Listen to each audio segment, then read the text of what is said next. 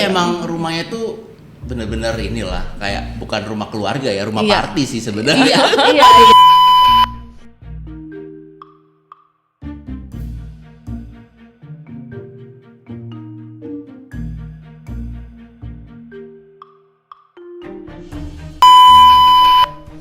Selamat pagi teman-teman, kita ketemu lagi di DOT.podcast bareng saya Ren Katili. Dan saya Mira Prihatini. Hari ini kita kedatangan tamu yang spesial, sangat spesial. Yeay. Nikita Willy. Hai. Halo. Seneng banget Niki hari ini datang ya. Terima kasih udah diundang. Berseri-seri lo mukanya, Ren. Banget. Ini soalnya kita tapping mungkin baru ketiga atau keempat ya, tapi luar biasa karena yang kita akan ajak ngobrol hari ini adalah Nikita Willy. Nice. Yang juga klien kita. Betul. Pastinya. Jadi memang ini podcast ini kita bikin nih kita ajak ngobrol teman-teman circle kita, juga klien-klien. Sebenarnya lebih kayak mau menggali soal desain gitu ya. Karena ini yang biasanya ditanyain beberapa teman-teman kita ya, Mir ya. Apalagi Jadi sebenarnya gini. Dunia kita kan beda dengan dunia Niki ya. Iya. Soalnya Niki kan public figure seperti itu, ya kan? Nah, kita tuh pengen tahu gimana sih relate-nya public figure dengan profesi kita. Nah. Ya kan, seberapa besarnya pentingnya profesi kita nih di dunia mereka sih. Iya nggak? Kurang lebih begitu ya, Ren? Betul, pokoknya nanti kita gali sebenarnya Nikita dengan kesehariannya, dengan rumahnya yang banyak dilihat orang juga gitu ya di YouTube gitu ya, di podcast juga Niki sering cerita gitu ya tentang Mas Indra, Baby Isa gitu ya. Hari ini mereka nggak datang ya. Hari ini enggak, hari ini ibunya Padahal pengen aja. ketemu ya Kayak gitu ya. Kayak gitu. sama babynya. Oke Mira, ada yang mau tanyakan dulu mungkin ke Niki. Sebagai Mira adalah interior designer yang kayaknya udah lama banget kerjasama dengan Niki dan keluarga Niki. Nah, sok Mir. Jadi kita ini awalnya itu ketemu karena mamanya Niki. Oke. Iya kan? Jadi kerjasamanya itu kebenaran waktu itu gue kenal sama ada orang media. Orang media bilang, Mir, gue ada kenalan. Dia nyari interior designer. Gue kenalin ya ke lu gitu kan. Udah kenalan, ternyata mamanya Nikita Willy. Waktu itu rumah mami yang di Jatiwaringin ya? Yang di Jatiwaringin. Atau apartemen dulu? Jatiwaringin dulu. Banyak ya proyeknya. Banyak ya propertinya. Banyak kerjasamanya sama Mira gitu. Ya, dan memang waktu itu aku manggilnya Mbak Yora. Mbak Yora tuh bilang gini, Mir, kita ini kalau bisa jangan hanya urusan kerja. Jadi kalau bisa ini kita kerjasamanya ini bisa hubungannya bisa jadi baik, jadi bisa temen seperti itu. Dan jadi itu terrealisasikan sekarang ya. Iya, jadi kalau Mbak Yora tiba-tiba pengen nanya apa gitu ya dia cuek aja gitu loh mau nanya gitu. Nah sekarang nih Niki ya, kira-kira dengan profesi Niki sebagai public figure, sebagai artis ya kan, pertimbangan apa sih Niki yang menjadi keputusan Niki kalau saya punya rumah atau saya punya properti menggunakan sebuah konsultan. Apa sih pertimbangannya? Pengen tahu aja nih. Karena sekarang kan era digital ya, jadi kadang-kadang kalau kita mau cari tahu soal seseorang atau sesuatu bisa tinggal Google atau sekarang bisa open Instagram aja. Termasuk itu yang aku dan suami lakukan gitu. Jadi kalau kita mau lihat profil pekerjaan seseorang, tinggal buka sosial medianya aja. Biasanya tuh kalau misalnya ngelihat sosial media suatu desain interior gitu misalnya, ngelihat profilnya aja tuh udah kayak ada chemistry tersendiri gitu. Kalau kok ngelihat desainnya dia kok nyambung ya dengan karakter gue gitu. Jadi kayak kayaknya ini aja yang cocok. Terus ada juga ngelihat interior designer yang B, kok kayaknya kurangnya terlalu ini gitu. Kalau dari aku dan suami sih biasanya melakukannya hal itu gitu. Oh, gitu. oke. Nah, Lu pengen nanya. Tadi Niki bilang ya, ini kayaknya desainnya gue banget gitu. Iya. Boleh nggak sih di describe Niki itu yang kayak gimana sih desainnya? Mungkin Bu Mira udah tahu kali ya, kalau aku tuh sukanya yang natural gitu, bener-bener nggak terlalu banyak colors, nggak begitu banyak apa sih bahasanya tuh keriting di tembok gitu. Ya profil, ornamen. Iya. Apalagi kalau misalnya masuk rumah yang isinya gold semua, atau udah terlalu banyak built-in ini, built-in itu gitu. Aku kadang-kadang pusing gitu. Jadi mungkin karena aku banyak banget ngelihat colors di luar rumah atau bisa dari satu tempat ke tempat lain dalam satu hari. Jadi maunya kalau masuk ke rumah tuh kayaknya ya udah yang polos-polos aja, yang neutral aja. Kalau misalnya ada pop up colors pun yang kayak misalkan hijau tua, merah tua gitu. Sisanya ya udah nggak terlalu banyak ornamen gitu. Di sana sini gitu lah ya, betul. lebih kalem gitu ya. Nah, itu kan Niki ya. Iya. Nah, sekarang Mas Indraya sendiri gimana tuh? Biasanya ini yang sering terjadi sama kita. Kalau dalam ngedesain tuh pasti ada dua kepala, ada suaminya, ada istrinya, dan itu nggak selalu sama. Kalau Niki sendiri gimana tuh, Niki? Nah, kalau Indra itu tipe yang ngikut aja sebenarnya gitu. Tapi ini ya aku mau bilang kalau penting sekali desain interior karena apartemen Indra sekarang ini dia nggak pakai desain interior. Dulu dia masih single, dia beli apartemen ini, terus kayak nggak ngerti harus pakai desain interior atau enggak. Akhirnya dia tuh bermodal cuma ngikutin desain dari suatu furniture gitu. Jadi orang furniture-nya bilang, udah taruh ini kitchen saya di sini, kursi saya di sini, udah dia ikutin aja. Basically apartemen dia masih sangat-sangat raw jadinya gitu. Tuh, memang ya, jadinya butuh ya, berarti ya. Memang jadinya sih oke, nyaman. Cuma sekarang kita udah 6 tahun tinggalin itu kok kayak bosen ya gitu, kok jadi nggak homey lagi gitu. Dan ujung-ujungnya sekarang apa kita renovasi ya, ujung-ujungnya keluar lagi gitu. Jadi kayak aku bilang sama dia dari awal, makanya dari awal nggak apa-apa bayar lebih untuk konsultan designer gitu. Jadi tapi lifetime, jadi nggak perlu buang-buang uang lagi nantinya. Gitu. Tuh teman-teman ya, pentingnya menggunakan jasa desainer ya. Itu jujur itu penting banget. Itu penting banget kan ya tuh. Walaupun kayak nggak apa-apa gue bisa kok desain ini, tapi tuh akhirnya jadi ceplak-ceplok gitu loh. Jadi berantakan. Jadi jangan coba-coba untuk mendesain sendiri karena nanti jatuhnya berantakan ya.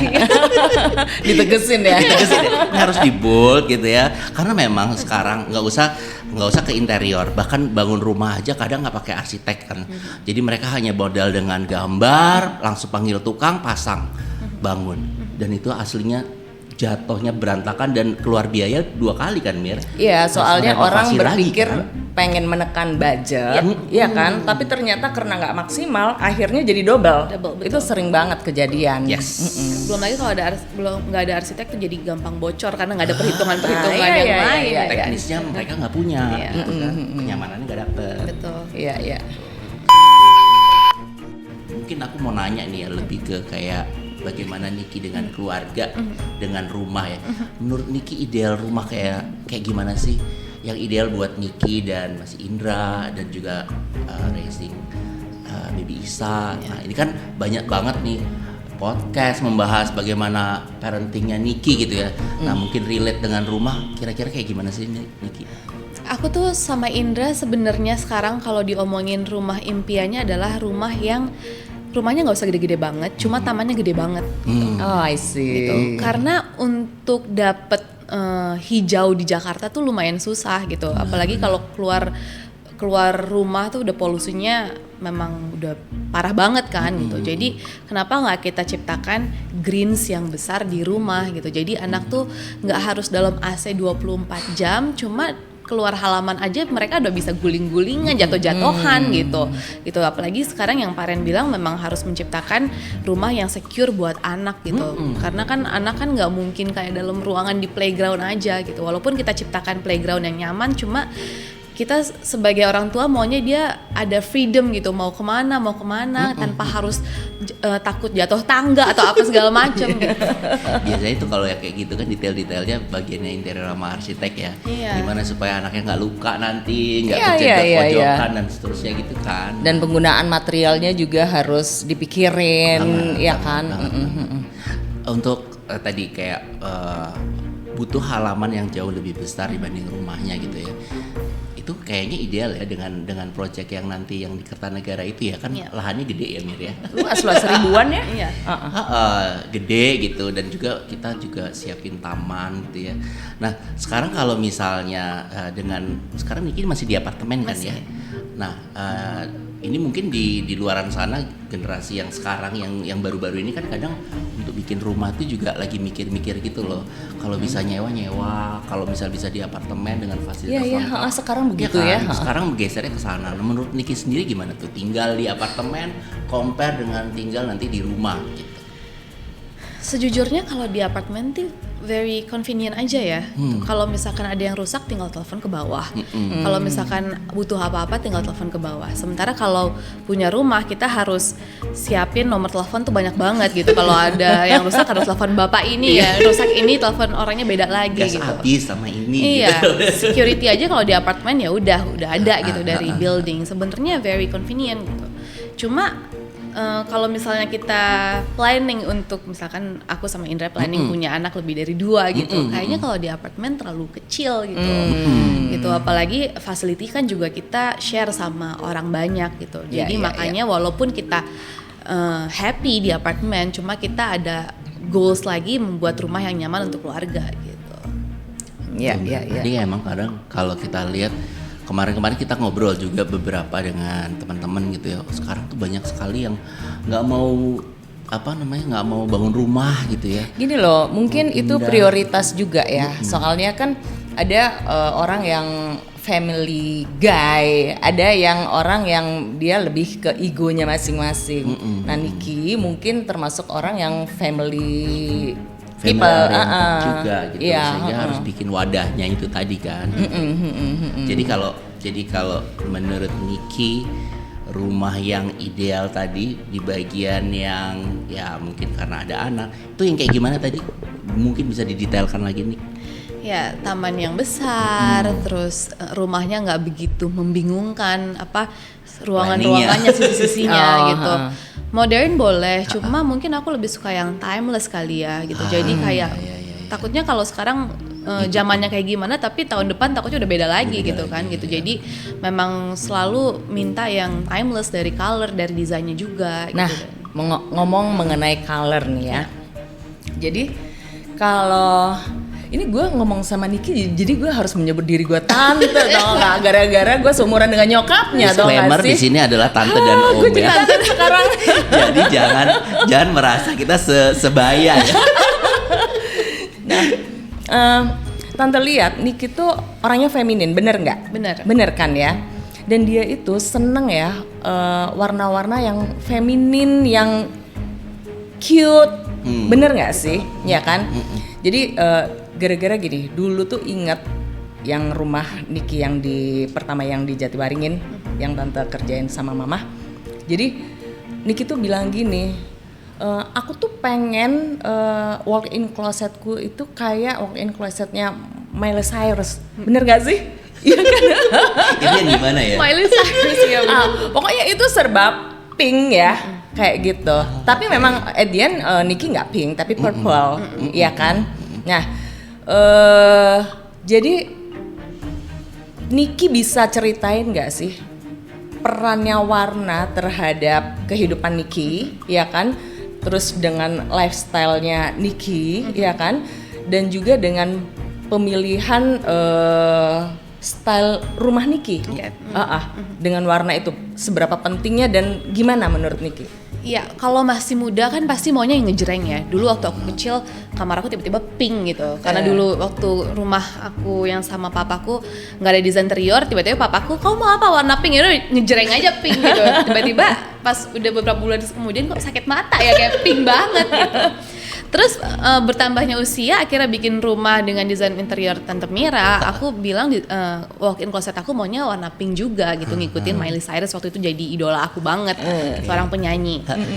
Nah, cuma untungnya aku menggunakan desain interior, pastinya desain interior tuh lebih pintar membaca kayak lu mau pink, cuma lu nggak mau pink sebenarnya gitu, kayak nggak mau pink banget gitu, udah just leave it to me intinya kayak gitu. Akhirnya Tante Mira membuat kayak purple tapi very subtle dan jadinya sampai sekarang nggak usah direnovasi lagi, tetap sampai sekarang lifetime gitu, gitu kayak timeless desainnya. Jadi memang kita bisa menyuarakan kita mau apa, mau A, B, C gitu. Cuma ujung-ujungnya yang lebih berpengalaman lebih ngerti sih sebenarnya karakter kliennya gitu. Nah ini nih sebenarnya ya. Kita Jadi jalanin sekarang ya.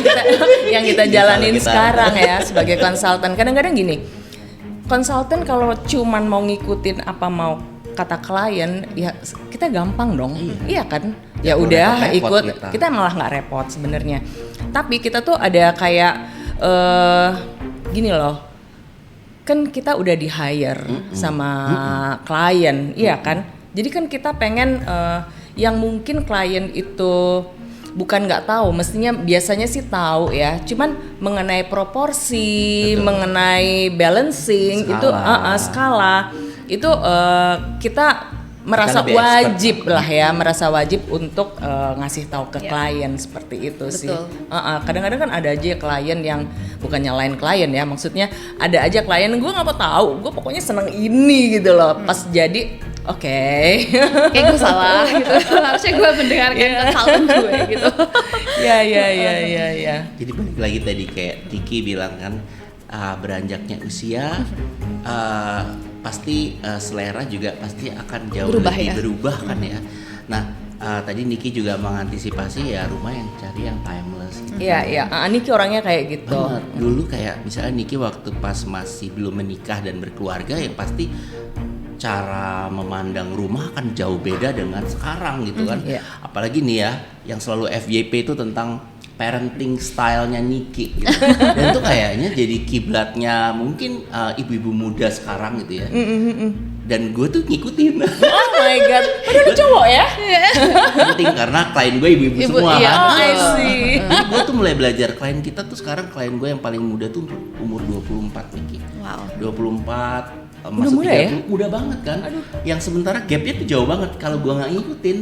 Kelar dong infonya. Jadi kalau misalnya ditanya, ada beberapa yang mengidolakan Niki gitu kan, cara parentingnya gitu, dan yang kayak gitu kan akhirnya efeknya ke ruangan-ruangan yang dibutuhkan.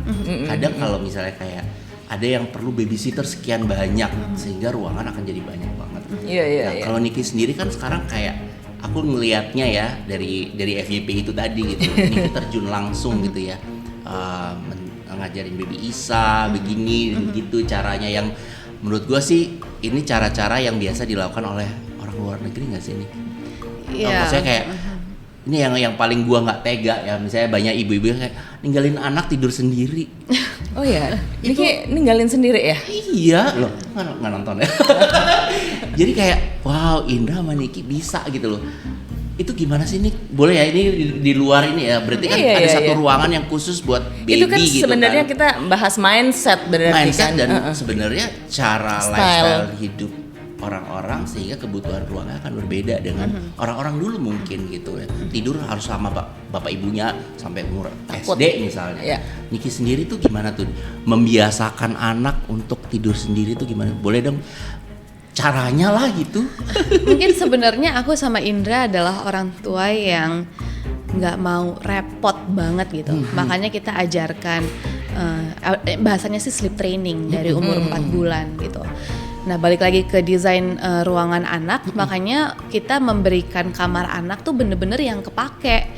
Kayak kasurnya, cribnya kita custom, terus warna di ruangan anakku juga bener-bener neutral banget gitu. Bener. Terus kayak nggak terlalu banyak perintilan-perintilan nggak penting yang akhirnya jadi membahayakan si anak gitu. Jadi cari desainnya pun juga yang sesuai dengan kebutuhan anak gitu. Jadi dari umur 4 bulan kita memang udah sleep train. Awalnya drama-drama nangis-nangis, cuma lama-kelamaan dia terbiasa dengan tidur sendiri dan menurut aku tidurnya jadi lebih nyaman gitu, lebih panjang gitu. Dia bisa tidur dari jam 7 malam sampai jam 6 pagi atau berarti dia karena tega sebenarnya jam 30. awalnya. Iya, awalnya tega dulu walaupun hatinya tuh sebenarnya nggak tega, cuma Pasti, tega kan? untuk kebaikan kan nggak apa-apa ya gitu. Dibanding sama kalau liburan dia tidur sama kita di tengah, dia tuh selalu kebangun gitu, kayak kalau misalnya kita main handphone dia kebangun dengan cahaya handphone, atau kalau misalkan kita bergerak dia selalu kebangun dengan nggak tenang gitu loh tidurnya gitu. Jadi kalau kita lihat tidur anak kita tuh kayak lebih maksimal lebih kualitasnya saat dia tidur sendiri gitu. Nah itu yang bisa jadi inspirasi orang tua yang nggak tegaan. Iya. Kata dasarnya tuh suka nggak tega Pasti nggak sebenarnya. tega lah, apalagi kita ya Asian gitu. Kayaknya semua kan selalu nempel benar. Kalau misalkan kita sebagai orang awam ngelihat orang bule tuh nge-treat anaknya kok tega banget sih gitu. Sebenarnya nggak tega gitu. Sebenarnya tuh yang tegasnya tuh seperti itu gitu. Itu yang terbaiknya gitu. Mereka mikirnya jangka panjang, iya kan? Jadi ibaratnya keras di awal untuk masa depannya nanti gitu loh. Ya, sekarang ya misalnya kan? kita ninggalin anak di ini, tapi biasanya ntar ibu kita atau siapa, aduh kasihan gitu. Dia yang Iya, omanya biasanya kelar lah, kan. yang parenting kayak gitu agak susah gitu Nah, kan namanya. gimana omanya? Nah, Niki sama Indra stick sama prinsipnya. Omanya gimana? Omanya support. Oh, support. Nah, itu yang omanya penting. sangat-sangat support gitu, kayak keputusan aku sama Indra parenting style kita kayak gimana. Mereka selalu ikutin gitu, karena balik lagi itu kan ke anak kita kan. Kadang-kadang oma cuma hahihi 1 hari gitu atau 2 hari, sisanya kita lagi gitu kan. Jadi kayak please respect apapun yang kita lakukan ke anak kita gitu, karena menurut kita itu yang terbaik gitu. Iya. Nih ada yang gue pengen tanya ke Niki ya. Kalau gue lihat ya, Niki itu deket banget sama nyokapnya. Iya banget. Dan sama family-nya, iya kan? Nah, banyak banget orang anak-anak yang udah terkenal gitu ya, dia kayak jadi jauh, entah berantem sama orang tuanya gitu ya. Tapi Niki tuh menurut gue ya, karena dia emang deket sama mereka berdua. Menurut gue dia tuh nurut banget sama nyokapnya. Nah, serius? Iya. Nah, apa yang membuat Niki begitu menurut tante ya, begitu memahami mama gitu ya, begitu mengerti, padahal pasti kalian ada friksi dong, nggak selalu ini kan, nggak selalu sama gitu, yang buat Niki jadi nurut sama mama. Nah, aku tahu nih Tante Mira nanya kayak gini karena waktu mendesain rumah di Jatiwaringin tuh ada 2 kepala yang sama-sama keras gitu. Mamaku keras, aku keras, tapi ujung-ujungnya kayak akunya jadi lebih nurut ke mama gitu. Jadi memang mamaku tuh sukanya, balik lagi kalau kita sambungin ke desain ya, mamaku tuh sukanya European ya? Iya, yang berat lah, klasik ya. Iya, klasik gitu. Dan seneng gold. Mbak Yora tuh seneng gold. Iya. Berbanding kebalik dengan aku yang lebih maunya tuh subtle, terus lurus-lurus aja gitu.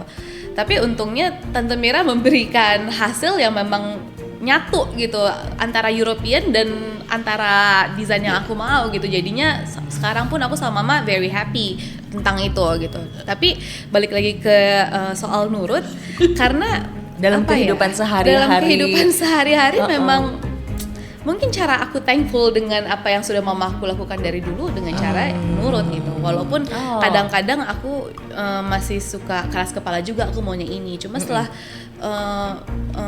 dipikir-pikir, atau kita misalkan kalau habis keras-kerasan kita tutup handphone, terus kita saling mikir, akhirnya kita nemu titik tengahnya, bagusnya seperti ini gitu. Nggak jarang juga kadang-kadang mamaku maunya A, aku maunya A, terus kita jadi berantem karena sama gitu, karena perbedaan pendapat gitu. Cuma ujung-ujungnya harus memang lebih calm ke pribadi masing-masing, terus tiba-tiba diomongin lagi, oh ya bagusnya harusnya yang seperti ini gitu.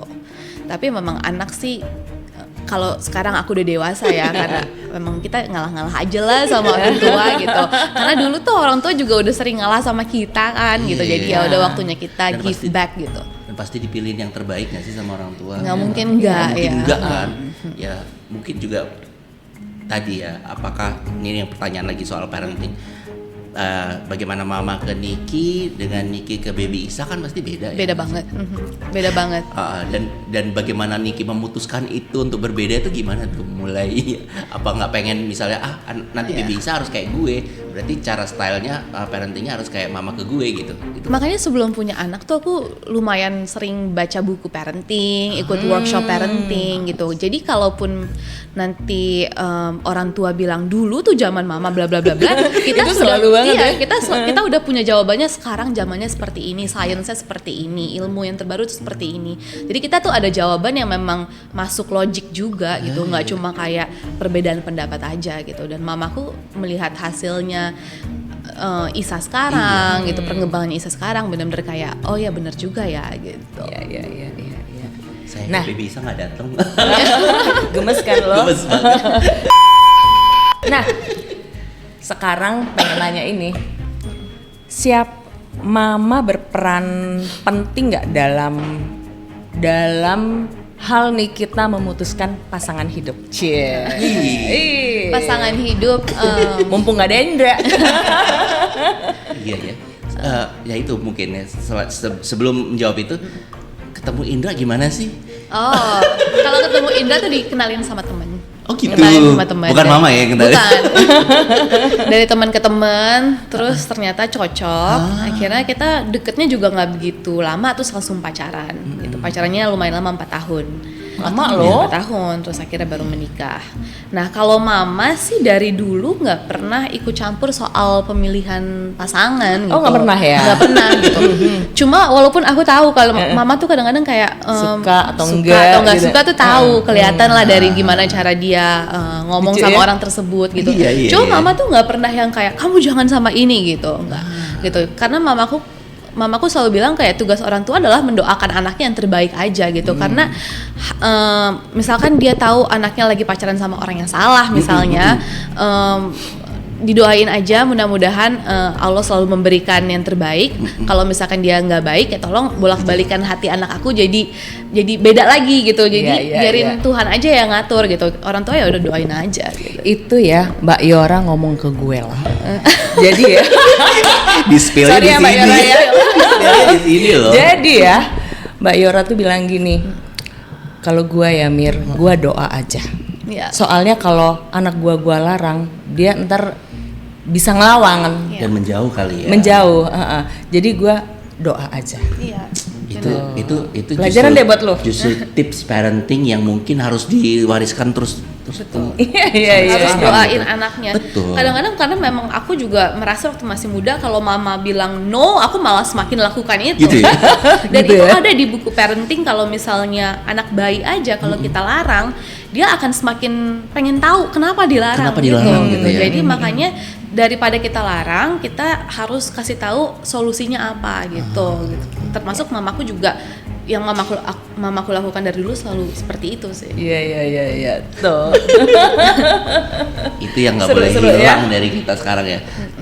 Mira sama gue nggak terlalu jauh secara ini ya pergaulan. Lu mau ngomong umur ya? Generasi. Enggak. Gue mau anak kita udah sama-sama kuliah gitu. Iya. Jadi emang apa yang tadi Niki cerita gitu kan kita flashback lagi gitu ya. Apalagi juga kayak Mbak Yora bagaimana handle Niki kayak ya emang kalau mau jadi anak yang sukses mungkin ya gitu ya banyak-banyak doa kali ya. Kitanya yang banyak doa. Betul, karena kita nggak bisa mengubah apapun kan dari kehendak Allah. Iya, benar banget sih. Oke, ini Masukan buat kita berarti. banget. Nah, mungkin Pulang kita dari sini langsung berdoa. Langsung berdoa kita. mudah-mudahan anak-anak kita sesukses Niki dan Iya. Atau lebih. Amin. Nih kita mungkin gue mau nanya sesuatu yang sampai sekarang Niki dari mulai perjuangan Niki dari awal gitu ya, dari mulai main sinetron, tentang film, nyanyi juga gitu ya. Ada nggak sih hal-hal yang mungkin Niki sekarang sesali karena sudah melakukan itu atau bahkan menyesali karena belum melakukan itu? Ada nggak Niki dalam hidup Niki? Kalau misalnya orang ngelihat aku yang sekarang, pasti orang tuh kayak ngeliat, oh enaknya jadi artis gitu loh. Tapi orang-orang tuh suka lupa untuk menjadi di titik sekarang ini butuh perjuangan yang lumayan lama dan susah gitu. Kayak aku dari umur 8 tahun, mungkin di saat teman-teman aku yang lain masih menikmati masa-masa kecilnya, aku udah harus bekerja dari umur 8 tahun. Aku kadang-kadang sekolah tuh pulang jam 2.30, aku harus diambil jam 12 karena aku harus syuting. Jadi bisa dibilang masa-masa kecil aku tuh nggak terlalu menyenangkan gitu, karena aku lebih banyak di lokasi syuting daripada di sekolah main sama teman-teman. Jadi kalau misalnya teman-teman atau suami aku suka ada reuni SD, SMA, SMP, aku tuh nggak ada karena aku nggak ada teman gitu. Aku bahkan nggak berteman sama teman-teman sekolah aku gitu. Gitu. Jadi memang harus ada yang dikorbankan untuk mendapatkan sesuatu gitu. Memang harus ada perjuangan buat mendapatkan sesuatu gitu. Apalagi sekarang era sosial media, orang-orang ngelihatnya kok kayaknya happy aja di sosial media gitu. Tapi sebenarnya apa yang orang lihat tuh nggak tahu di belakangnya perjuangannya seperti apa gitu. Iya, itu yang orang harus di-share juga gitu loh. Iya kan, sekarang orang ngeliat Niki kan bagus-bagusnya aja udah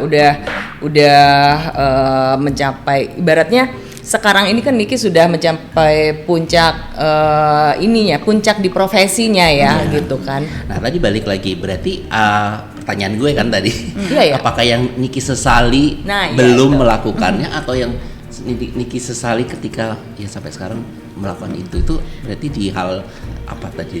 Mungkin nggak bisa dibilang penyesalan ya. Mungkin kalau misalkan dibilang kayak disayangkan, aduh jadi nggak punya masa kecil, emang ada gitu. Cuma seperti yang aku bilang tadi, harus ada dikorbankan untuk bisa mendapatkan ini gitu. Jadi kalau misalnya aku memang nggak punya masa kecil, tapi ternyata sekarang tuh aku jadi lebih nyaman hidupnya gitu. Jadi memang kalau ada orang bilang bersusah-susah dahulu, bersenang-senang kemudian, memang itu benar gitu. Jadi nggak ada penyesalan sama sekali sih gitu. Jadi mungkin tuh juga orang yang menganggap bahwa semua tuh adalah hal-hal instan. Nggak gitu ya sebenarnya ya. Kayaknya nggak ada hal instan. Apalagi sekarang kan orang pengen terkenal tuh dalam waktu seviral mungkin, tapi akhirnya hilang secepat itu juga gitu ya. Dia dari kecil loh dia tuh. Karena aku percaya apapun yang cepat jadi tuh cepat hilang juga gitu. Jadi kalau misalnya mau lama gitu suksesnya insya Allah gitu, jadi memang harus berjuangannya dari susah-susah dulu. Jadi kita mengerti juga kayak bidang ini gagalnya di sini, bidang itu gagalnya di situ. Apa yang Niki masih mau raih ke depan dalam as a parent, as a star, apa tuh nih? Manusia itu kan nggak pernah puas ya. Gitu. Kalau misalkan ditanya goalsnya dulu sebelum menikah adalah, goals aku mudah banget kok, mau punya keluarga, mau punya anak, terus hidup bahagia sama keluarga gitu. Sekarang alhamdulillah sudah dikasih itu. Goals aku beda lagi, aku ingin mempunyai usaha sama suami, terus usahanya sukses gitu. Mungkin nanti kalau udah mencapai itu goalsnya beda lagi gitu. Jadi intinya goalsnya adalah berkarya sebanyak-banyaknya, terus memberikan ilmu dan membagikan ilmu sebanyak-banyaknya. Terus ya hidup sehat sampai tua gitu, terus hidup bahagia aja gitu. Soal bisnis dengan suami, benar nggak yang pernah gue dengar atau pernah gue baca gitu ya, bahwa Niki pengen bergerak di dunia properti? Kalau di dunia properti udah dia. Gitu. Jadi ada kayak apa sih namanya yang rumah-rumah itu? Cluster. Ada cluster, terus dari ada dia single. Cluster, terus ada beberapa apartemen yang memang sekarang aku udah sewa-sewain gitu-gitu. Kalau sama suami mungkin belum bisa dibocorin di sini usahanya apa, tapi doain aja mudah-mudahan lancar. Sokmir. Ini sebenarnya ya, gue tuh pengen cerita ya ke Niki. Kayaknya Niki belum tahu, tapi lu setuju nggak kalau gue cerita? Boleh. Pengalaman, tapi nggak apa-apa ya di share mengenai yang project Niki yang di Kebayoran Baru, yang di Kertanegara. Ya boleh. Nggak apa-apa dong. Ya. Jadi gini ya pemirsa ya. Someday Niki itu WA gue, ya kan? Nah terus Tante bisa minta tolong nggak sih Tante ngerjain interior rumahku, gitu kan? Nah terus gue tuh bilang sama Niki, udah ada arsiteknya belum, gitu kan? Terus Niki bilang belum, gitu ya. Nah, oke, ntar Tante cariin sekalian deh. Soalnya gini, kadang-kadang banyak memang klien yang langsung ke interior designer gitu kan, tolong dong kerjain, padahal interior itu butuh tandem arsitek dari awal. Karena apa? Karena kalau enggak nanti wiring listriknya jadi berantakan, pipingnya berantakan, konstruksinya juga kalau memang itu ada kolom segala macam jadi berantakan. Karena interior itu yang dilihat itu kan benar-benar ruang dalam, walaupun bukan decorate ya, tapi lantai, plafon, kamar mandi itu interior ada kaitannya sama arsitek gitu kan. Oke. Nah, saat itu tante itu lagi sering main sama Ren, jalan gitu. Jadi langsung keinget Ren dong gitu kan. Dah langsung WA, bukan WA ya, telepon. Ren, gue itu lagi, ini kok jadi gue yang banyak ngomong, nggak apa-apa ya? jadi gue yang banyak ngomong. Jadi gue bilang gini, Ren, gue ini ada yang minta tolong. Tante tadi belum mention nama gitu. Tante nggak mau ngomong nama Niki gitu kan. Gue dapat proyek, belum ngomong dapat. Gue ada yang nanyain proyek di Kebayoran Baru. Butuh arsitek. Butuh arsitek. Lu mau nggak ngerjain gitu kan? Ayo dong. Ayo dong. Di mana? Di Kertanegara. Terus dia gini, punya siapa? Ada deh. Jadi karena rumah Kertanegara nggak banyak orang ya. Jadi gue tante belum ngomong gitu kan siapa itu kan. Dah.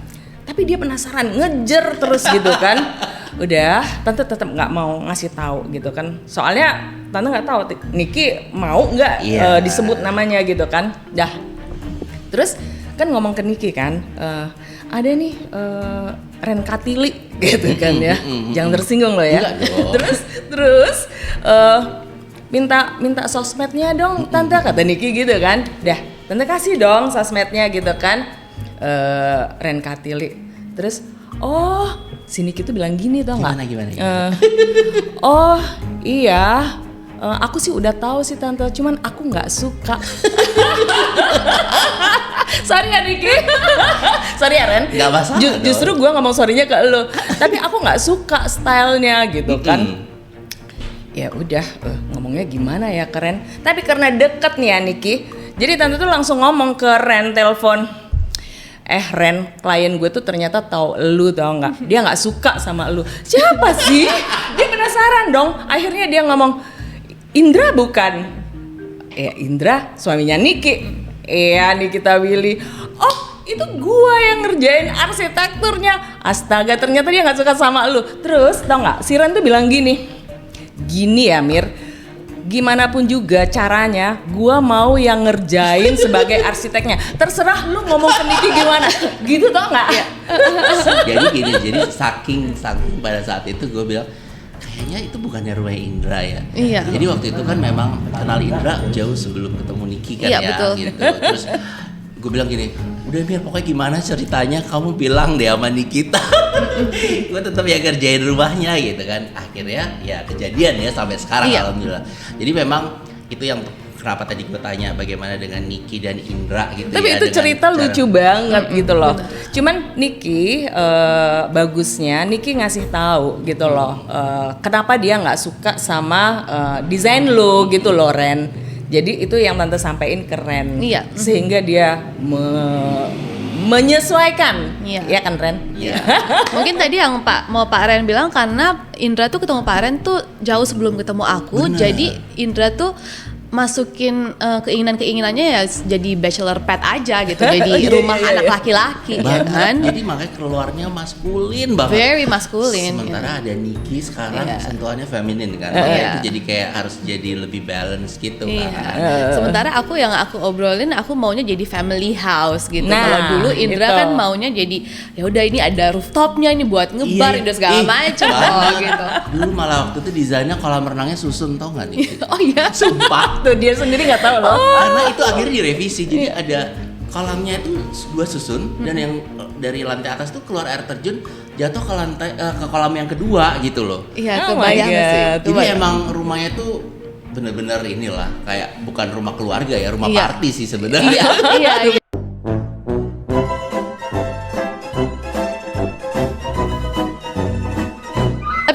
belum kejadian ya. Kalau enggak itu. sekarang udah berkeluarga kayak kurang nyaman dengan desain seperti itu. Apalagi sekarang udah ada baby Isa ya, yang pasti kan secure, harus secure. Harus aman ya. Kira ada lagi yang mau ditanyakan sebelum kita tutup hari ini podcast kita? Palingan sebenarnya sudah lo tanya. Jadi dengan kondisi Niki sekarang ya, kita kan pengen tahu ya apa sih yang ingin dicapai oleh seorang Nikita Willy, ya kan? Ya kurang lebih sebenarnya tadi udah terjawab ya. Intinya bahagia Niki. Dan sehat, amin. Ya, tuh, amin. Itu tujuan semua orang ya. Iya. Tujuan semua orang. Iya. Nah yang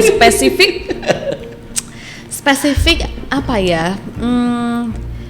Ingin pengen jadi produser nggak sih atau iya nggak sih, maksudnya gini, Niki tetap ingin di bidang entertain atau pengen berubah profesi gitu, atau mungkin nggak, gue stick di sini karena ini gue suka, passion gue gitu. Kalau passion aku sebenarnya berakting, berada di depan kamera tuh passion aku gitu, untuk acting. Cuma untuk sekarang ini untuk kembali ke dunia sinetron atau film lagi, waktunya tuh nggak bisa gitu, karena aku harus ngurus anak, harus ada suami gitu. Suami aku juga nggak mau ditinggal setiap hari gitu. Jadi aku harus cari cara lagi untuk menyalurkan passion aku, dengan mungkin ya aku bikin YouTube channel, itu aku tetap kontrak dengan berbagai macam brand, jadi tetap syuting tapi cuma beberapa jam gitu. Maunya sih tetap di dunia entertain gitu mungkin, tapi harus mencari cara lain untuk menyalurkan passion aku aja gitu. Oke. Terakhir nih Niki, Niki punya idola nggak? Kalau ada, siapa sih? Idola? Punya nggak? Kalau dari dulu ditanya idola aku nggak pernah berubah. Idola aku adalah mama aku. Tuh kan? Idola aku mama aku gitu. Kenapa Karena kalau misalnya aku dulu bukan mengidolakan, aku suka sama Miley Cyrus gitu, karena aku suka stylenya. Tiba-tiba stylenya dia berubah, kok aku jadi kayak sakit hati banget, style aku nggak seperti itu lagi gitu. Jadi aku dari dulu selalu yaudah idola aku kayaknya nggak pernah berubah mama aku gitu, karena mama aku selalu memberikan contoh yang baik untuk anak-anaknya, dan sekarang dia pun menjadi seorang nenek pun juga nenek yang sangat baik gitu, karena aku nggak pakai babysitter, aku tuh bisa titipin anakku kapanpun gitu. Dan menurut aku tuh nenek yang baik bisa dititipin anak.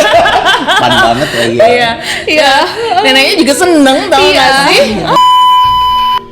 Ada satu pertanyaan, gue lupa, pertanyaan dari netizen. Nah nih, Niki itu yang melekat untuk beberapa orang di sosial media adalah cara liburan Niki gitu ya, yang nggak semua orang bisa achieve. Gini, dia itu kalau liburan selalu ke tempat, kalau gue lihat betul. Ke tempat yang nggak biasa, bukan yang common area. Nah itu yang aku mau tanyain, memilih tempat liburan gitu ya, yang mungkin kayak netizen, ini di mana sih? Gue kalau kesini lewat apa, naik apa, pesen tiket dan seterusnya. Itu emang Niki yang mau untuk adventures ke tempat-tempat yang emang nggak biasa gitu.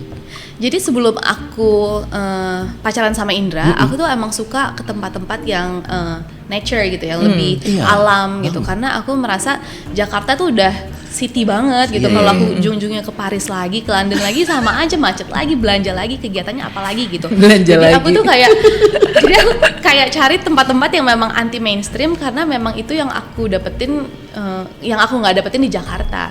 Tiba-tiba aku ketemulah Indra tuh ternyata juga suka destination liburan yang memang anti mainstream juga.